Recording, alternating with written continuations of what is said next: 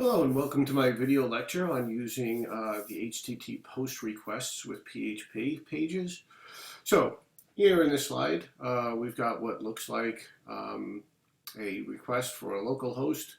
We're using a file called display.php to display some information. The difference between this and a GET request was that the form action in the sending form is now, instead of get, it is now post. Simply by doing that causes this to use the global post array, the $_post array. So the method is post.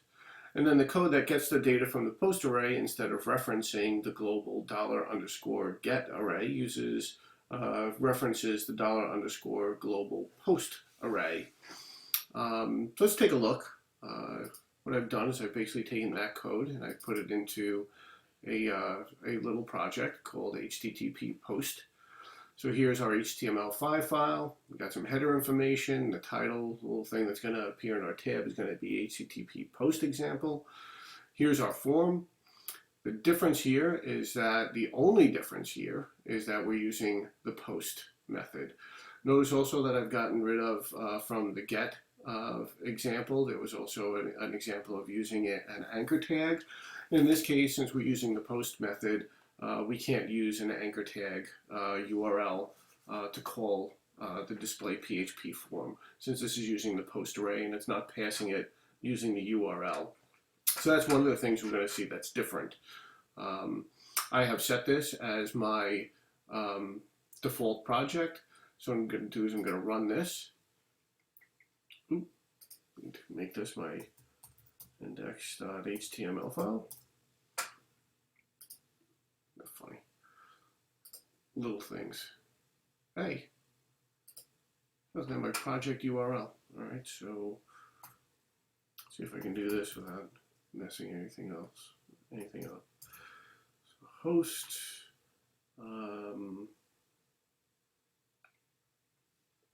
See, I'm just going to copy it. It's the easiest way. Properties, run configuration. Just copy that out. Yeah, see, I was going to forget some stuff. Let's go to HTTP post, go to properties, run configuration, and we'll change that to post. It's the little things, I tell you. Let's run that. So when we run that, looks very similar to the get example, right? So if I go back and show you what the get example looked like, it's exactly the same as far as that goes, except it doesn't have the anchor tag. So here, once again, I'm going to be Mike Devlin. I'll submit that, and it gets passed. The big thing that you notice is that the URL does not contain any of that information, so this is a much more secure way of passing your data between the HTML file and your display file. So here again, the index looks very, very similar, and the display looks very, very similar. The difference being that now this is accessing the global or the super global $_post array.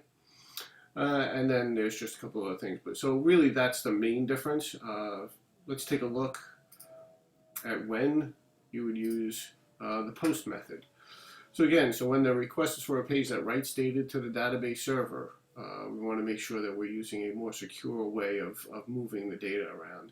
When executing the request multiple times may cause problems. So let's see what happens when we try to rerun that page. Try to rerun that page now that it's using the post array, we get a confirm form resubmission. So the page that you're looking for used information that you entered. Returning to that page may cause the action you took to be repeated. Do you want to continue? So if this PHP page is writing a record to a database, we don't want this to occur over and over and over again, because we will get, to a certain extent, duplicated records. In this case, I can click continue and it'll just rerun, but for the most part, we probably don't want that to happen. When you don't want to include parameters in the URL for security reasons. So again, if we're passing passwords, or social security numbers or credit card numbers, something like that. We do not want that passed in the URL because that's not local to your computer. That's going to be information that's being passed as plain text between the web server and your browser. So that can all be sniffed, and we don't want that information passed via URL. When you don't want users to be able to include parameters when they bookmark a page. So remember, if I'm here in my browser, and I have this get example, and I submit that, and now I try to set this page as a bookmark, or bookmark this page, when I go to bookmark the page, right, the information that's in there when I edit it is all of that information. So when the user clicks on this bookmark, all that information is going to get resent again. So again, when we don't want to include parameters, when we don't want users to be able to include the parameters when they bookmark a page. The other part of it is when you need to transfer more than 4 kilobytes of data. As you might imagine, only about 4 kilobytes of data is going to be able to be passed as a URL. So that limits using the get array to passing data less than 4 kilobytes. So that will conclude my video lecture on the use of the HTTP post method and the superglobal $_ post array.